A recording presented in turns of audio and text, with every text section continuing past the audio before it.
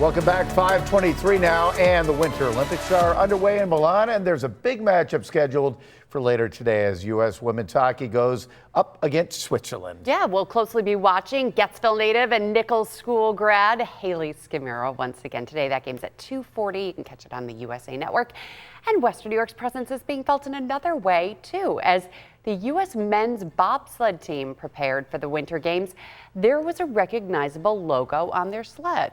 And Daybreak's Natalie Foss tells us the company has quite the history when it comes to the Olympics.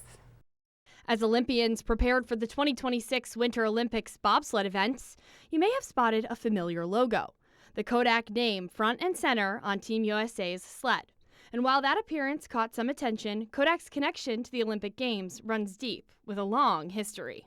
So every 4 years you see the Olympic logos on their various products. Todd Gustafson, curator of the technology collection at the George Eastman Museum, showed us artifacts from Kodak's 115-year sponsorship of the Olympic Games. The company was a major sponsor from 1893 until 2008. So you'd see it on film packaging, also processed slide boxes. They also sold Kodak-sponsored Olympic watches. So real cameras and one-time use cameras.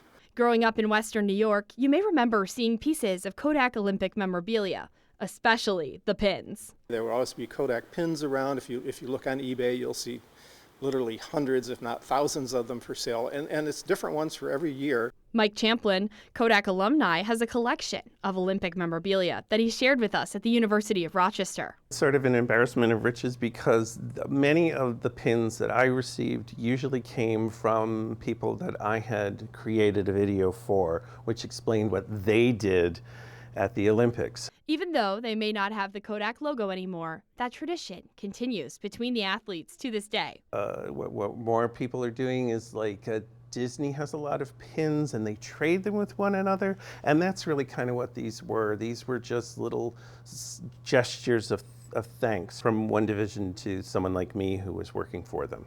Champlin said that the Western New York weather always gave Kodak a leg up when it came to developing new products, especially those used in the Winter Games.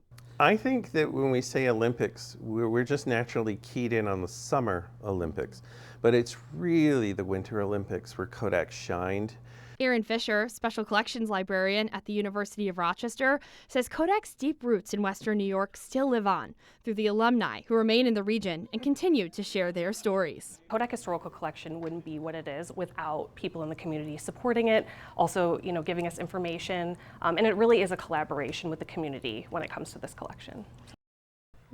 Yeah, and just to clarify, this is not the bobsled that they'll actually be sledding on in Milan because of IOC rules, you actually can't have any advertisements on your sleds, which I think is kind of cool. Yeah, you keep like it that. just like the flags. But Mike also wanted to send me back with some pins, and they're beautiful. I'll be having these on my socials so you guys can see them a little bit closer. But they're from Atlanta, and then there's one from Lillehammer as well. So it's kind of a cool thing, and he wanted me to make sure you knew that he's not a crazy pin guy. He just likes the pins.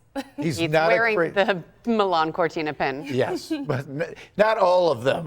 Just yeah, you could put all of them maybe on your lapel right there. But it is a huge thing for the athletes to be exchanging pins, and that goes back a while. But very cool. Yeah, love to see that. Great story, Natalie. Thank you.